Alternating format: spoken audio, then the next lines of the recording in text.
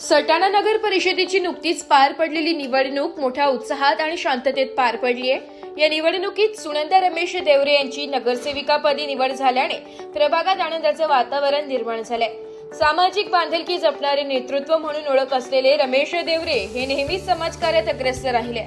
सर्वसामान्यांच्या सुखदुःखात सहभागी होणारे व्यक्तिमत्व म्हणून त्यांची ओळख असून ते भारतीय जनता पक्षाचे उपजिल्हा प्रमुख म्हणूनही जबाबदारी पार पाडत आहे। निवडीनंतर बोलताना रमेश देवरे यांनी प्रभागातील नागरिकांच्या समस्या तात्काळ सोडविण्यासाठी कटिबद्ध राहणार असल्याचं स्पष्ट केलंय। जनतेने दाखवलेल्या विश्वासाबद्दल त्यांनी मतदारांचे मनापासून आभार मानले असून विकास कामांना प्राधान्य देत प्रभागाचा सर्वांगीण विकास साधण्याचा निर्धार व्यक्त केला।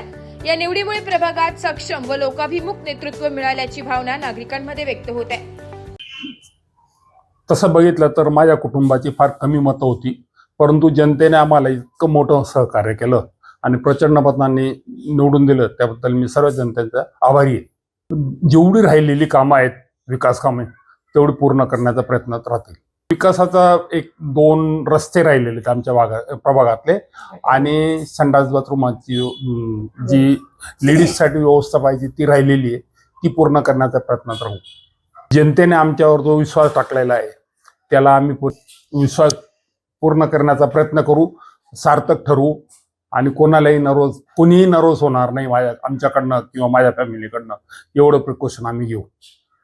सौ सुनंदा रमेश देवरे, मला प्रभाग क्रमांक 12 मध्ये उमेदवारी दिली आणि ज्या काही आता पुढच्या समस्या असतील नागरिकांच्या त्या सगळ्या सोडू आम्ही आणि जी राहिलेली रखडलेली कामे आहेत आता जिथे गेलो आम्ही त्यांची गटारींची समस्या मोठी आहे, मग ते सगळे कामं आम्ही पूर्णत्वास आणू।